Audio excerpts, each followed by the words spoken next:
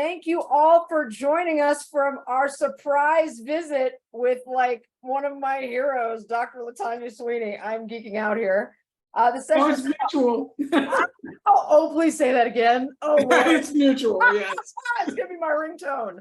All right, this session is a follow-up to our keynote fireside address that you all watched. Remember, I said come up with some questions, people. There's a reason. So I'm going to quickly read her bio, and I want to give you all a heads up that she's very interested in hearing about your research and maybe wants to give you some ideas and thoughts. And, you know, and when we get to that part, maybe we'll turn off the recording so y'all can just have a free-for-all and you don't have to feel nervous. But let me give you her overview, her bio real quick while you think about questions and get ready to talk to about your research to this incredible person. Okay, once again, Latanya Sweeney is the professor of the practice of government and technology at the Harvard Kennedy School, my alma mater, just shouting that out, and in the Harvard Faculty of Arts and Sciences, editor-in-chief of technology science and the founding director of the Public Interest Tech Lab, Data Privacy Lab, and the Tech Science Program at Harvard. Sweeney creates and uses technology to assess and solve societal, political, and governance problems and teaches others how to do that. She is a pioneer in so many fields. Data privacy, and her work is cited in HIPAA privacy rule and other federal privacy regulations worldwide. Her work on discrimination and online ads ignited the new research area known as algorithmic fairness. Origin story, algorithmic fairness, people. She is an elected fellow of the American College of Medical Informatics with more than 100 academic publications. I just need one, just one. 3 patents, 7,000 academic citations, and 3 company spinoffs. She has received numerous professional, academic, and lifetime achievement awards and testified before federal and international government bodies. All right, like there's too much to share. There's so much. I want you to get a chance to talk to her, so I'm gonna stop reading. All this to say is just like she row in the room, he row in the room, they row in the room, all of the rows in the room. All right, so I'm gonna open it up immediately to questions. While I look at my list here, immediately to questions. I also want you to connect with your groups about talking about your research, what you're planning on doing this week, what we might fund this week. Oh, awesome. I don't even have to ask a question. Nina jumped in. Shout out to Jamaica. Okay, let's get that first question. Oh, another question. Fabulous. I love this. Okay, Nina, kick us off. Well, Mango was first, to be fair. Her hand popped up before mine. Yours is the first I saw. Okay. Sorry, Go ahead. It's a pleasure having you here and listening to your talk, Dr. Sweeney. Very wonderful having you here. So 2 questions very briefly. One, in your distinguished career, just over time, have you observed any glaring issues that you think have just been consistently overlooked that you would like to directly charge us to shift or focus or rethink? And yeah, I would definitely, the thing I often say, who's in the room really matters. What I mean by that is not the physical room of decision making, but the room of research itself, of knowledge generation. The fact that the way you will view a problem or a technology society clash is a product of what you see. What you see is wrong and how you go about what you decide you're going to investigate. The way you investigate, of course, is disciplinary, the tools you learn and so forth. But what you decide that you're going to investigate, that's where choice really matters. A great example is that discrimination in online ads. I was literally with this reporter. He types my name. I type my name into the Google search bar looking for a paper, and up pops these ads. I could have just dropped it at that. But my big question was, why did this happen? And so then I do this huge study as to what was driving these ads and learn about this sort of discrimination happening based on first names. But it would have been so much easier for somebody to have never noticed that. So I would always be a witness, follow your instincts. And if you don't ask those questions, there's probably no one who will.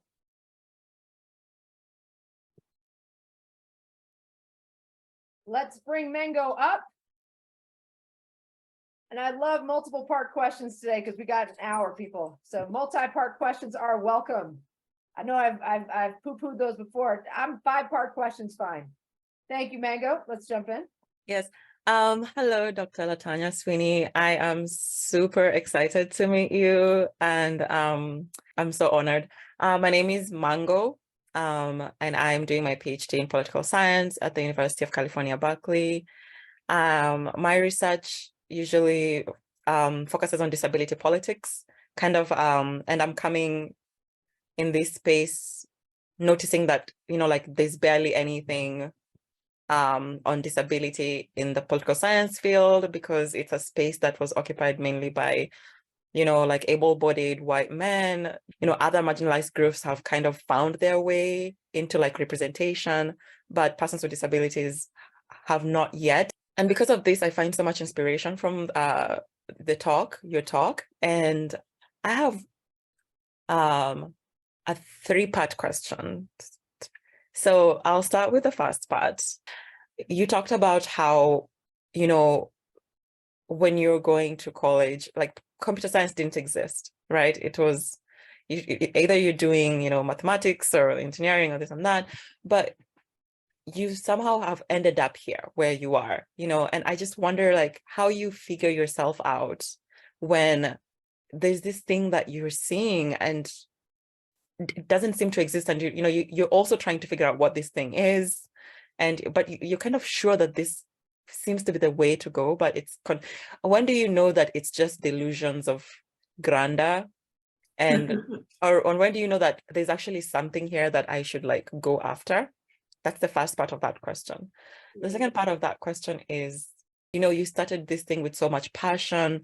You're like, I think this is something that is important, and then you establish all these things, and then somehow in the middle of all that, you're like, wait a minute, is this really the direction I want to keep going?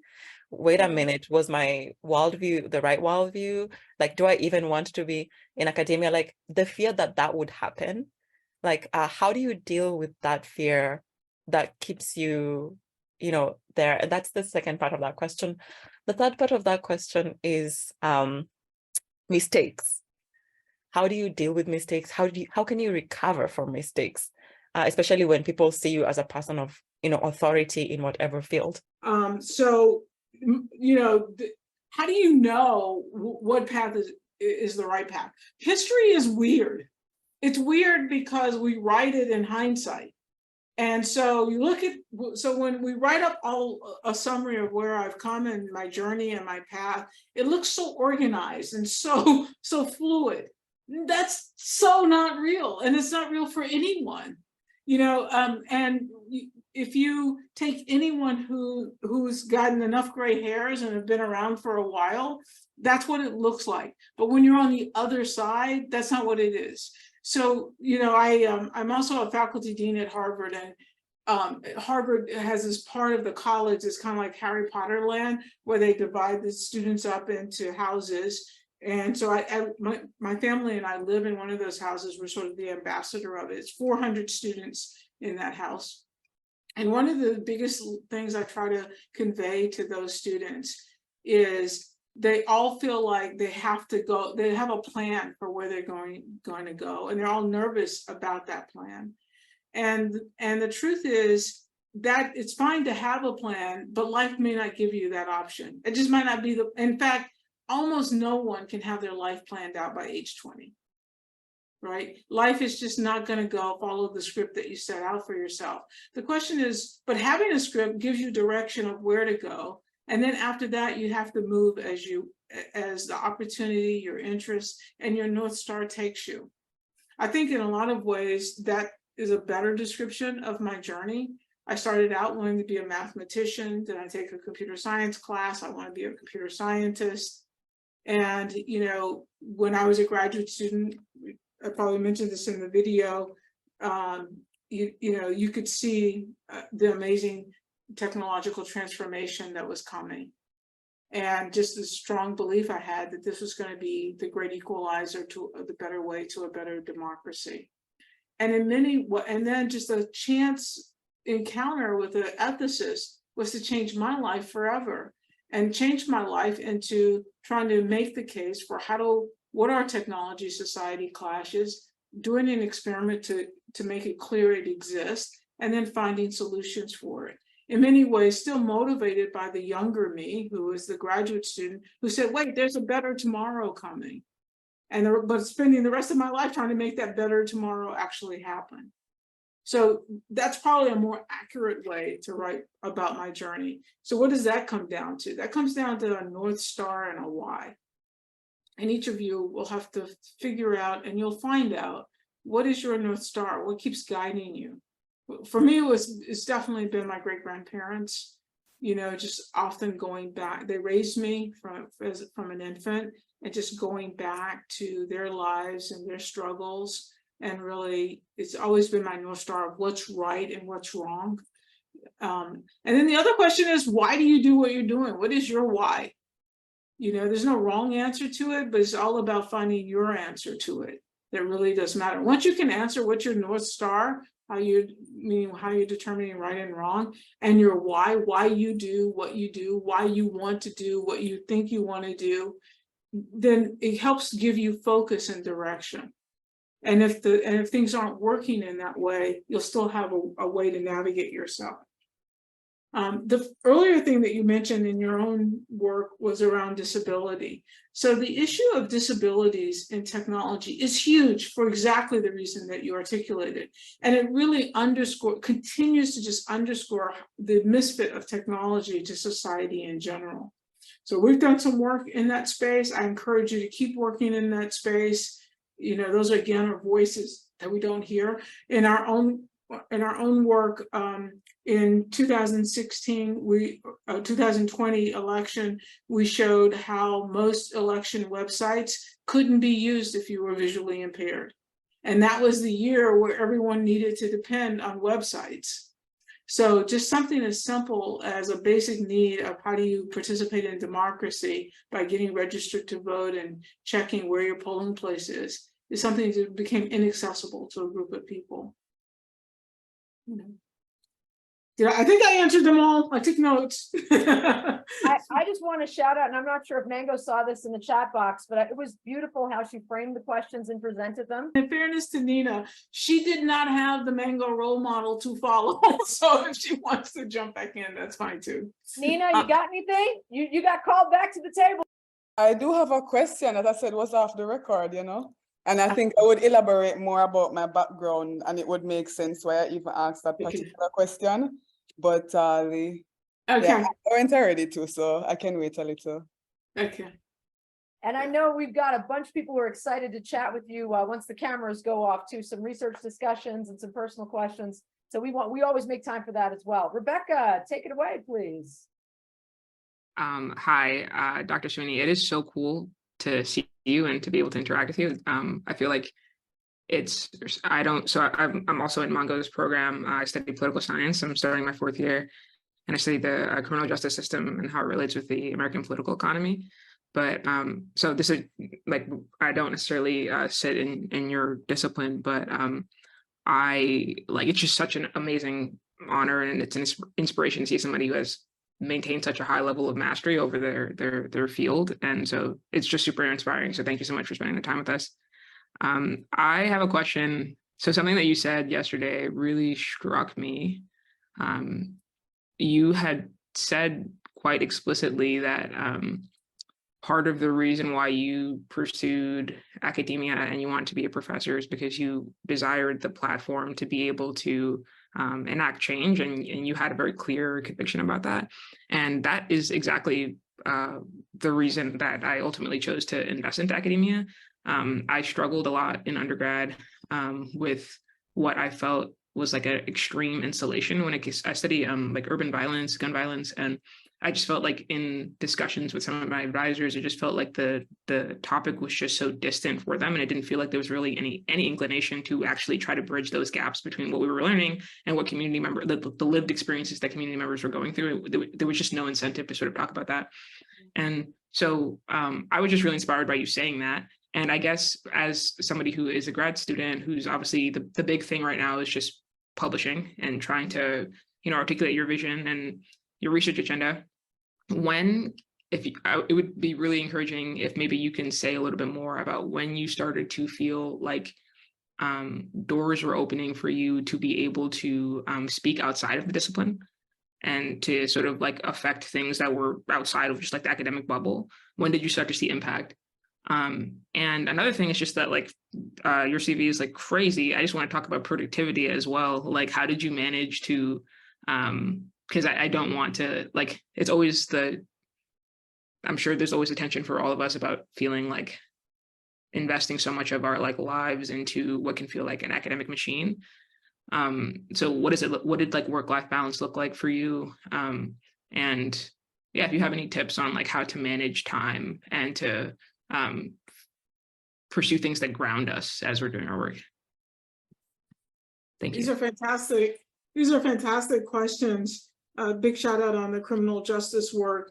You know, the thing about my area, technology society clashes, because we're in the middle of this crazy revolution, technological revolution, it touches all of your work. No matter what field you're in, technology is right there, exasperating problems, causing problems, offering some kinds of solutions sometimes, but which may or may not, the solutions may or may not be a fit. So there's an overlap with all of you, I would argue, and what I do.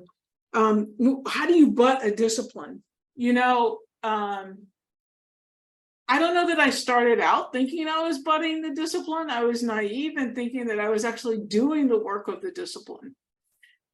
Because, I mean, wouldn't computer scientists care if technology was going off the rails? The technology you're creating is going off the rails. Shouldn't you care? And I remember even as a junior faculty member, at one point, I'm so confused, not confused, well, yeah, kind of, I don't know if I would use the word confused or angered, because I felt like this was the mission, part of what should be the mission of computer science. And so at one point I'm in Carnegie Mellon at that time. That's where I had my first professorship. And for those of you who don't know about Carnegie Mellon or follow computer science, the top 3 schools, ever since I was an undergraduate, the top 3 schools in computer science have always been MIT, Stanford, and Carnegie Mellon.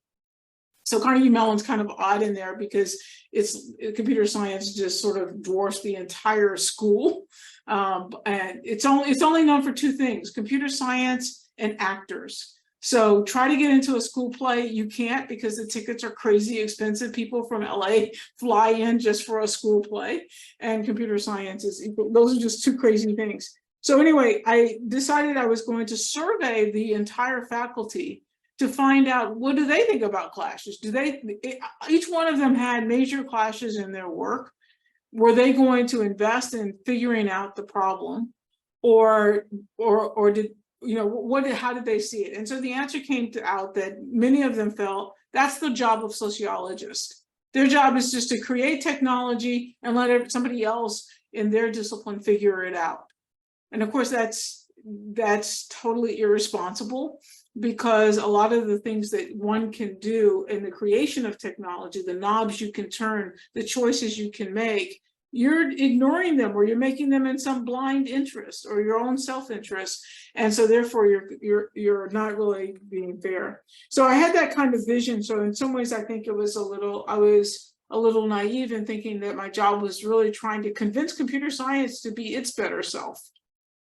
But there's another part of your question too, is what does it mean to be a young Black girl, a young Black woman, and you're in this white male bastion, and how do you deal with that? So the first time, I mean, I was at MIT, so it was hitting me on the head all the time, but I was kind of ignoring it because MIT's weird. But it really hit me over the head. The very first paper I did, which was actually a paper in privacy, was how to anonymize medical notes from between doctors. So a doctor writes your medical measurements and so forth, that's all can be sensitive, but the letter that, or the clinical notes that your doctors write is where they explain everything. We took this test and this is what this means, and they go on and on for a lot of detail about what's going on. And so there was a lot of reason to want to share that data if you wanted to share the data, the measurements, so you could see how an expert was interpreting the data. But they could never do it because anonymizing text was very hard. So I write this program called Scrub, And it does this amazingly well on clinical notes and physician letters. So well, it was crazy, like 96% accurate. That's pretty crazy. So I submit the paper to the leading American medical computer science and medicine, computational medicine, if you will, conference. And it gets accepted, and it ends up winning first prize. I walk into the room. Literally, there are 3,000 white men there. Nowhere did I see anyone that was not a white male. I mean, nowhere. It was just like a sea. And because when you walked in, it was kind of sloped downward. So literally, you had this crazy view. And that was the first time it really hit me. I'm like, God. And of course, nobody was interested in talking to me. Nobody was interested in anything with respect to me until I won the prize. So when they had the ceremony at the end where they said, and this is the first prize winner, then everyone all of a sudden was my friend, was interested in me. And, you know, in some ways that's not a shocking experience, but it really was for me a very graphic one about the space I was in, the role I was in, and my opportunity to have voice. That I got the voice because they had never seen me or knew who I was. And all they saw was the work.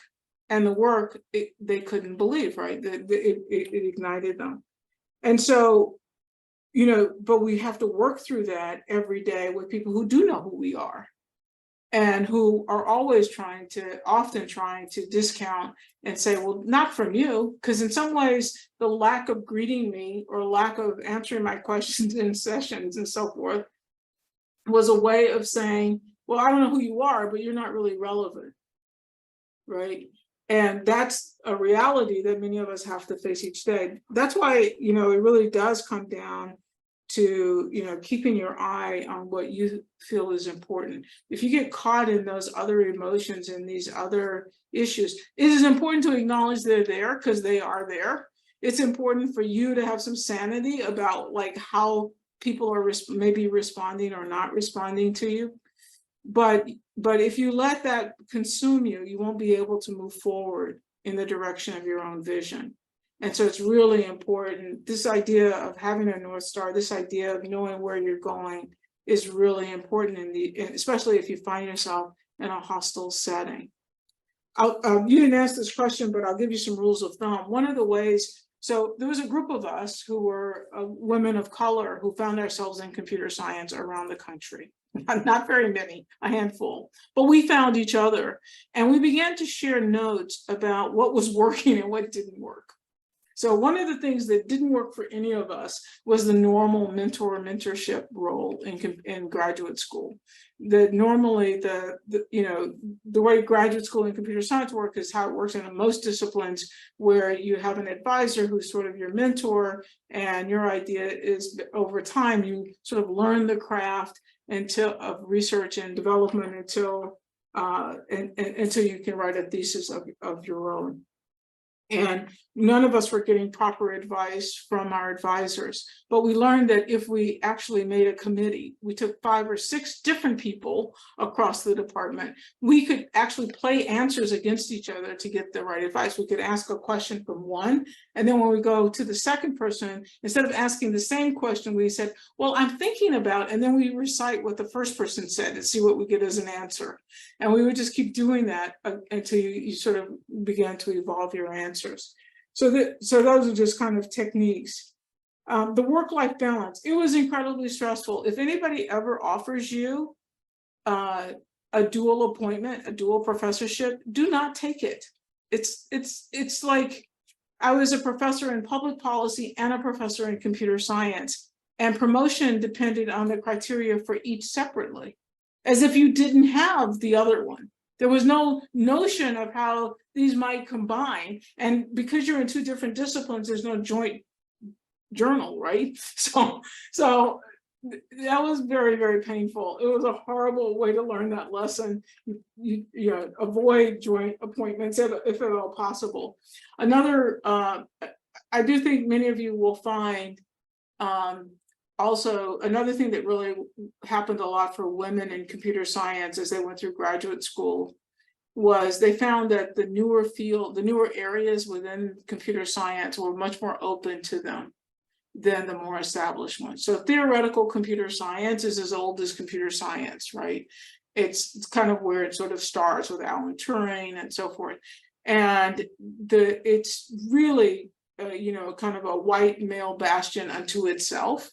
But when the study of user interfaces came around as a study, when the case was made that it should be studied, and it was studied, all of a sudden there was this new space, and these are the places where opportunities for women and people of color really blossomed. I think you'll find that true in social studies and sociology, rather, and other disciplines as well. And even some of your own interests may carve out special carve-outs in those spaces. And I think following those will also give you a lot of opportunities. So I went on a long time, but hopefully they give you some answers. I think that advice is incredible. I also wanted to point out, and correct me if I'm wrong, I think there are 2 Black women right now tenured at the Harvard Kennedy School. Is it yourself and Sandra Smith? That would be 2. Sandra Smith came from Berkeley from our sociology department. Yeah. Oh, that's awesome. We need a lot more. Turn that mug around here, by the way. Be proud of that Harvard Kennedy School mug. Shout No, out. I'm hiding it. I'm hiding the Harvard part. Beth, go ahead and jump in.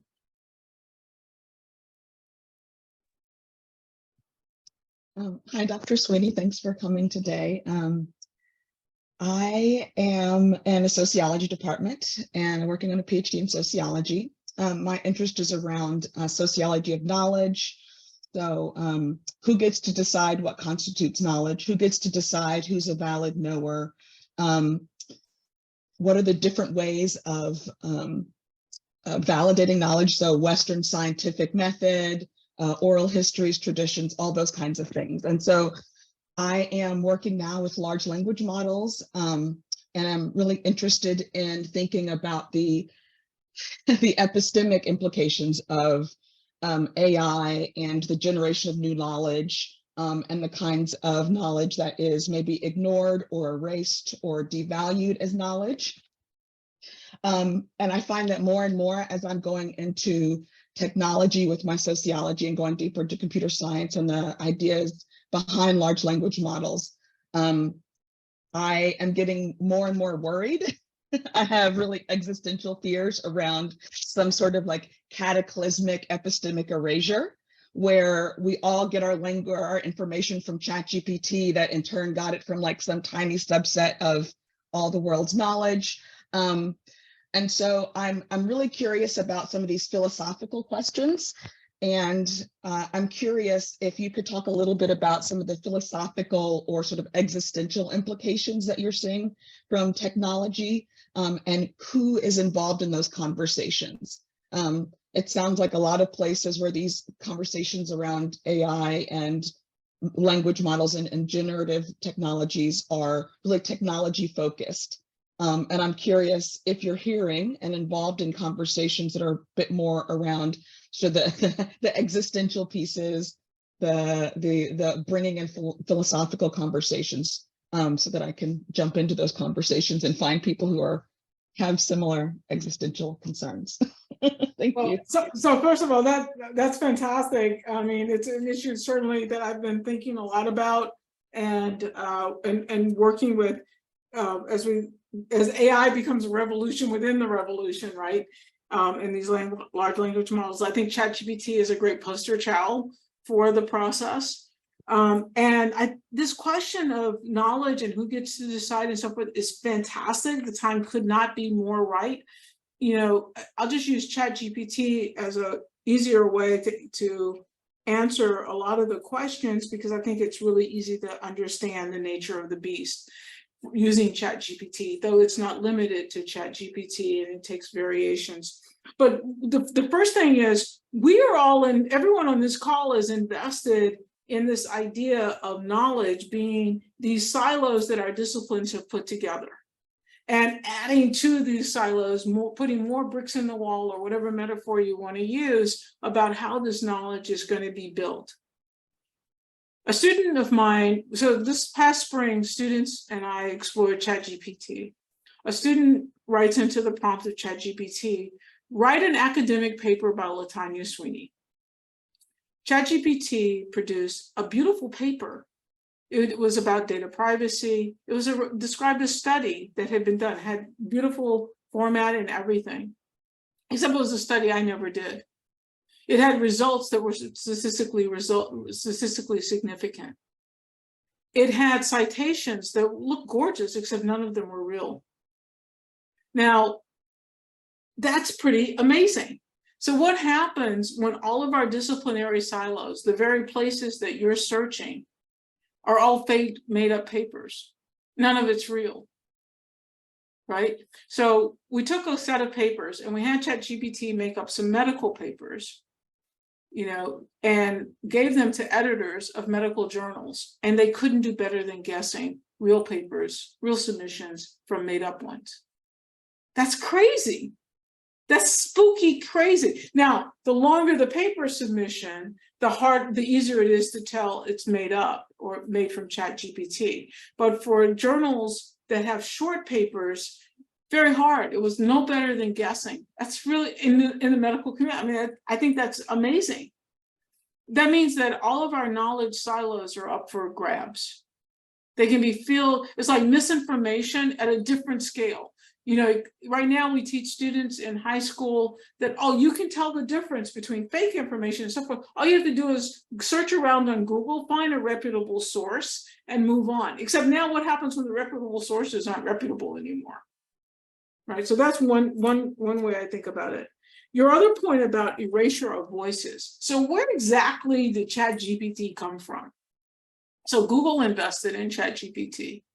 So what data does Google have? Well, it has all the Google Docs. It has all of it's already scraped the internet because that's how it does search. So it has all of this crazy content, the search, and then plus places like Reddit and so forth, all of that are publicly available. All of this gets scraped. It's put into ChatGPT to learn, you know, correlations between words and structures of writings and things like this. It's not that it was given the silos of disciplines that are represented on this call, because a lot of those silos of disciplines are behind paywalls or behind access walls. So I can tell you straight up, they were not a part of ChatGPT. Now, some of the disciplinary papers that are publicly available are in ChatGPT.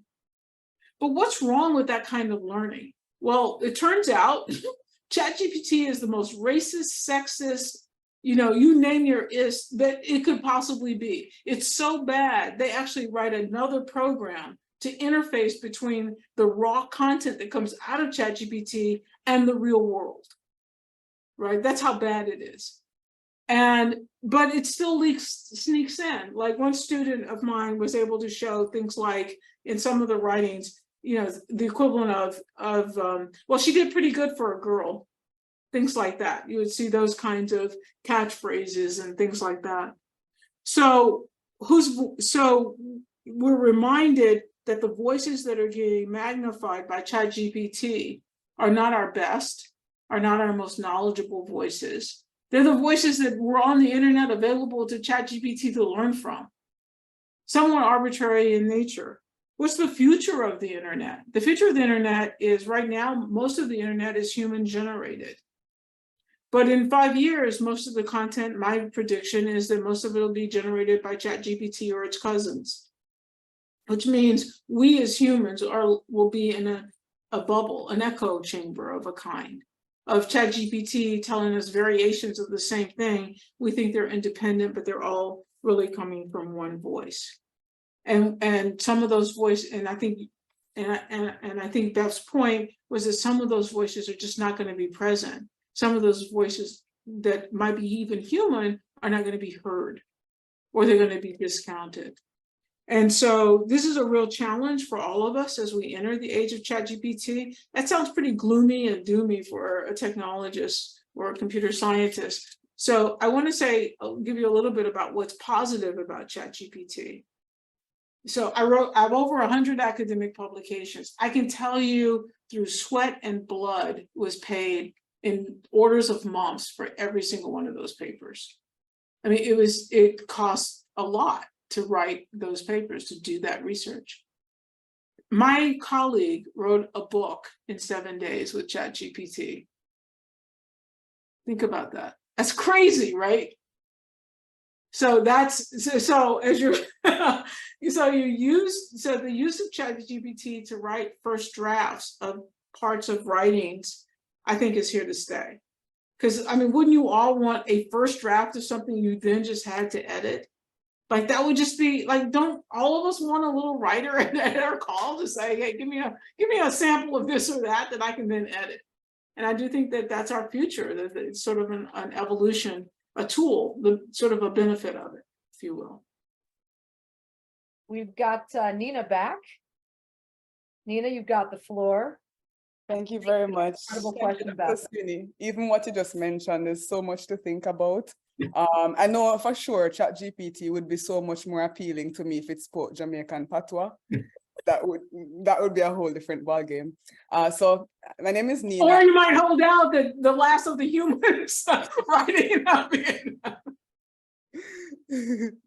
So I'm from Jamaica, but at UC Berkeley I'm entering my second year PhD in social welfare.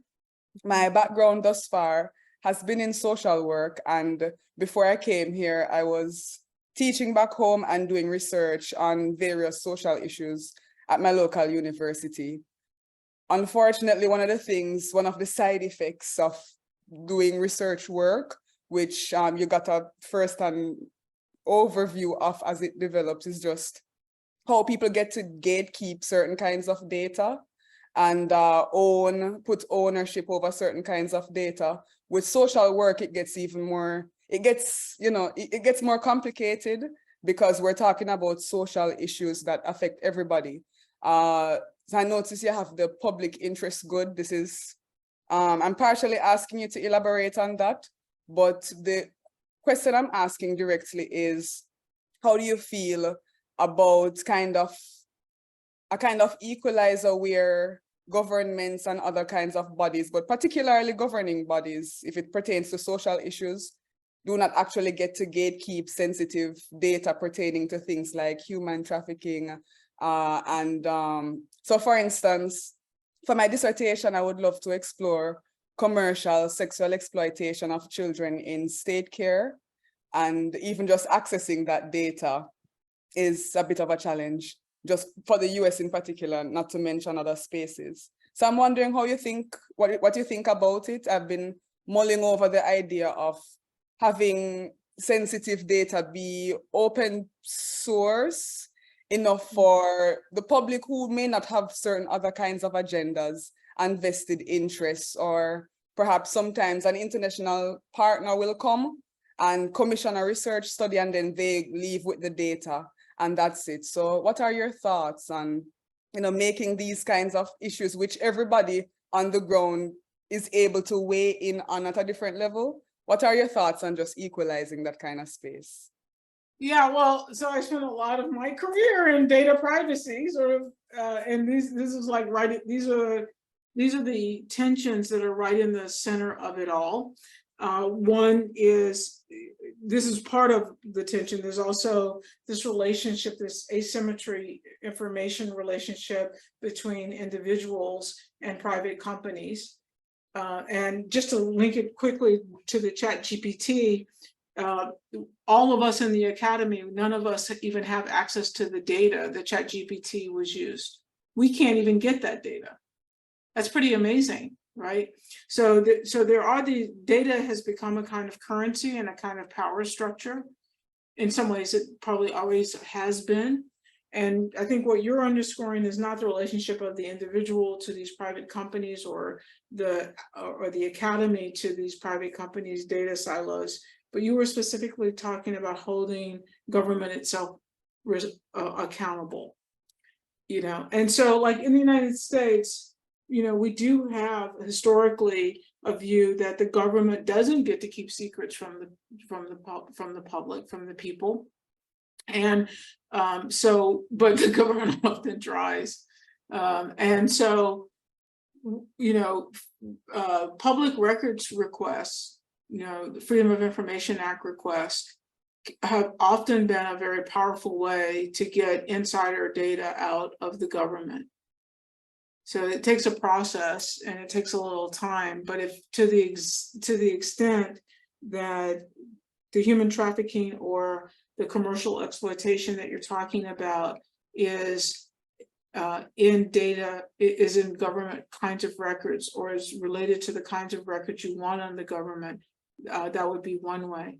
And one of the things is you don't know what data they have, and it's hard to do a public records request unless you know what data they have. And it creates a kind of catch-22. I could do the request if I knew what data you have, but I don't know what data you have, so I don't know what to ask for. And you can't, if you write it too generally, they'll just say, no, it's too vague. And so there's been a huge wave around the United States and around the world called the OpenGov initiative. And it started in the Obama administration, and the OpenGov initiative will often give you insights into the nature of data that's stored within the coffers of government.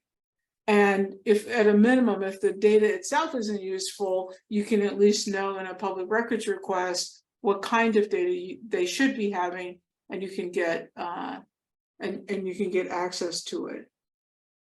The issue of data governance, data privacy, we have just not solved.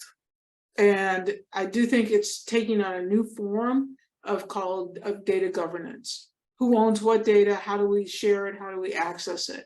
And I think it's an area that's going to be hugely ripe for discussion, in part because of generative AI, its use of everybody's data, in part because companies like Facebook, Twitter, and so forth make their money off of other people's data. And so I do think that's an area that itself is ripe. Did I answer your question? Close. Thank you very much. Thank you. Key considerations. Okay. Thank you. All right, we're going to bring James on camera. James has a question. Potentially our last question before we go off the record.